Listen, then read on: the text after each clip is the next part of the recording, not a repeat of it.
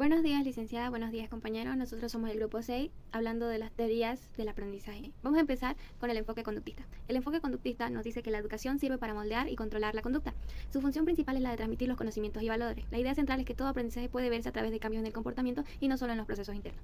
Principios o fundamentos del conductismo. El conductismo parte de que todo aprendizaje proviene de la experiencia directa con el ambiente. El estudiante es visto como un receptor que aprende por asociaciones entre estímulos y respuestas. Sus principios claves son la repetición, la ley del efecto, el refuerzo y el moldeamiento. La repetición se refiere a que mientras más se repite una conducta, más se fija. La ley del efecto. Las conductas con consecuencias positivas se repiten. El refuerzo significa que premiar la conducta correcta aumenta su probabilidad de repetición. El moldeamiento. Se refuerzan poco a poco los avances hacia la conducta esperada. Los representantes de este enfoque. Hablamos de Pavlov, Watson y Skinner. Pavlov nos menciona el condicionamiento clásico. Watson es el fundador del conductismo metodológico. Él se centra en observar la conducta. Plantea el esquema estímulo-respuesta. Después tenemos a Skinner, quien es el que desarrolla el condicionamiento operante. El papel del docente. El docente en el conductismo es quien controla los estímulos en el ambiente, da normas claras, instrucciones precisas y utiliza los refuerzos para guiar la conducta hacia lo esperado.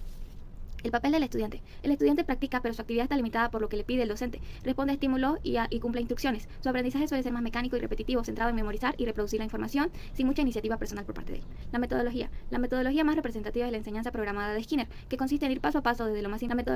La metodología más representativa es la enseñanza programada de Skinner, que consiste en ir paso a paso desde lo más simple hasta lo más complejo, con actividades secuenciadas, respuestas inmediatas y refuerzos constantes. Es una enseñanza individualizada y muy estructurada, centrada en el docente, con poca participación por parte del estudiante.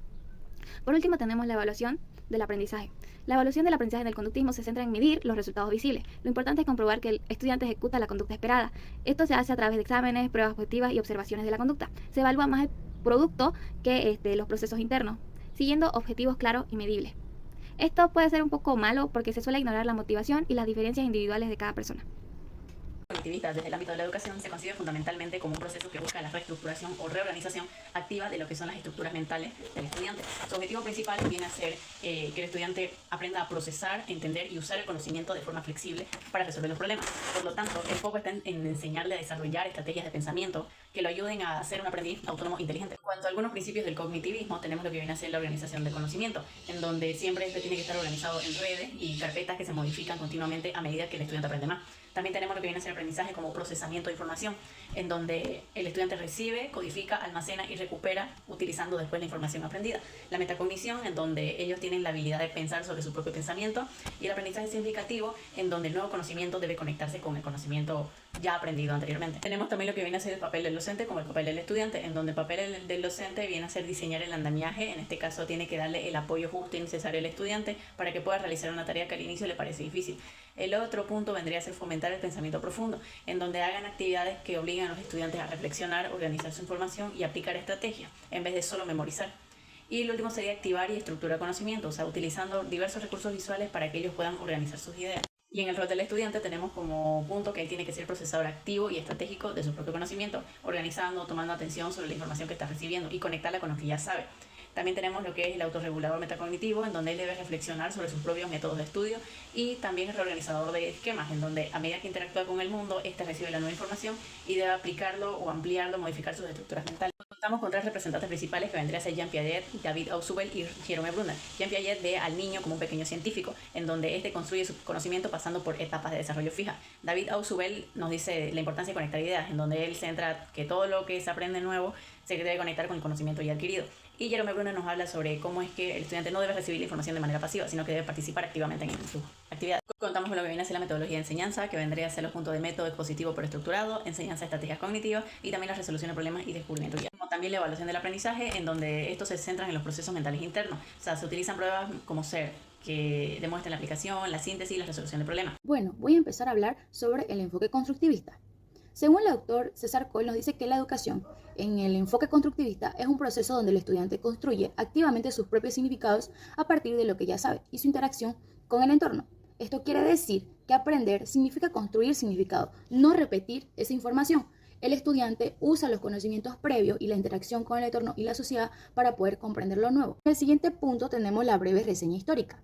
Dice que este enfoque constructivista surge en el siglo XX a partir de las ideas de Piaget y Vygotsky, quienes nos demostraron que el aprendizaje es un proceso interno y social. Aparece como respuesta al conductismo. También nos dice que veía al estudiante como un receptor pasivo, pero con el tiempo el constructivismo transformó el currículo y la forma de enseñar, promoviendo las clases más participativas y reflexivas. Como siguiente punto voy a hablar sobre los principios fundamentales de la teoría. En el primero tenemos que el alumno es protagonista y asume la responsabilidad. En el segundo nos habla sobre que lo nuevo debe relacionarse con lo que ya sabe para que esto pueda tener sentido. También habla sobre el papel o el rol del profesor, que éste acompaña gradualmente, sin imponer algo al estudiante. En el último punto tenemos que el aprendizaje surge de la interacción entre estos tres elementos que mencioné anteriormente. Ahora vamos a hablar sobre los representantes del enfoque. Tenemos a Piaget, a Vygotsky y a Ausubel. En cuanto a Piaget, nos dice que él explica que el conocimiento se construye mediante la asimilación y la acomodación. En cuanto a Vygotsky, él también dice que destaca el papel de lo social y también presenta la zona de desarrollo próximo. Ausubel nos habla de que él, más que todo, es el creador del aprendizaje significativo, que dice que aprendemos mejor cuando lo nuevo se conecta con un conocimiento previo o la información previa que hayamos tenido. Es importante hablar también sobre el papel del docente y el papel del estudiante. En cuanto al papel del docente, dice que el docente tiene que ser alguien que facilite el aprendizaje, propone actividades que motiven, que también esto permitan a pensar y explorar, y también trabajar en equipo. Es alguien que guía dentro de la zona del desarrollo próximo, también usa estrategias para que el estudiante autorregule su aprendizaje y fomente también la autonomía y la reflexión. En cuanto al estudiante, el estudiante dice que es alguien que debe participar activamente o es alguien que participa activamente. Este investiga, reflexiona, dialoga y aporta ideas. Él también dice que el estudiante usa sus experiencias previas para poder construir lo nuevo y colabora con sus compañeros. Convierte el aprendizaje también en un proceso muy social y dinámico. La metodología de la enseñanza. Entonces, en el constructivismo no se va a seguir un método rígido, sino que este va a emplear estrategias activas como aprendizaje colaborativo, también como proyectos, actividades basadas en problemas y en experiencias reales, ya que el objetivo es que el estudiante piense, explore y también conecte lo aprendido con lo que vivió anteriormente o la experiencia previa que haya tenido. En cuanto a la evaluación, nos menciona que la evaluación de este enfoque es formativa y es continua. No solo mide memorización, sino que la comprensión, la aplicación, el proceso de aprendizaje, ya que también en este punto se usan portafolios, proyectos, debates, autoevaluaciones y trabajos colaborativos para poder analizar los avances y las dificultades, así también poder promover la reflexión. Enfoque humanista. Roger nos dice que la educación se centra en la persona, que los estudiantes aprenden más cuando se sienten valorados y comprendidos, que la educación es fundamental para desarrollar la autonomía, la creatividad y las emociones. Reseña histórica. Entre los años 50 y 70 surge de una alternativa del conductismo y el psicoanálisis, llamada también la tercera fuerza. Roger y Maslow fueron los principales impulsores de esta corriente. Ellos decían que las personas tenían un gran potencial y la educación era central para desarrollarlo. Principios fundamentales. La centralidad del estudiante. Se debe adaptar a los intereses, necesidades y ritmo del estudiante. Aprendizaje significativo. Los contenidos deben estar relacionados con la experiencia del estudiante. Desarrollo integral. Se debe desarrollar y formar su lado cognitivo, emocional y social del estudiante. Autorización.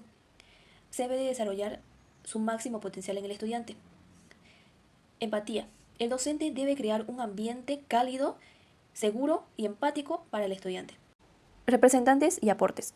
Carl Rogers propone la educación centrada en la persona. Él dice que el docente debe ser un facilitador, alguien que acompaña con empatía y aceptación. Abraham Maslow plantea la pirámide de necesidades. Solo cuando el estudiante tiene seguridad, afecto y autoestima puede llegar a la autorrealización. Viktor Frankl señala que las personas aprenden mejor cuando encuentran sentido en lo que hacen. La búsqueda de propósito motiva y fortalece el aprendizaje. Papel del docente. Aquí él tiene un rol de facilitador, donde los estudiantes no solo aprenden a través de los contenidos dictados por él, sino el docente debe crear un ambiente de comunicación, confianza con los estudiantes. Papel del estudiante. Ellos tienen un rol activo donde deben preocuparse por su aprendizaje, responsabilizarse por tal, y también deben buscar investigaciones y demás para poder aprender mejor. Metodología de enseñanza. Aquí se trabaja de manera que se hagan debates, actividades, prácticas para que el estudiante trabaje de forma más activa y no se aburra en el proceso. Evaluación de aprendizaje. Aquí se evalúa más el proceso que la nota, es lo más importante, que el estudiante aprenda realmente y no solo memorice. Muchas gracias por su atención.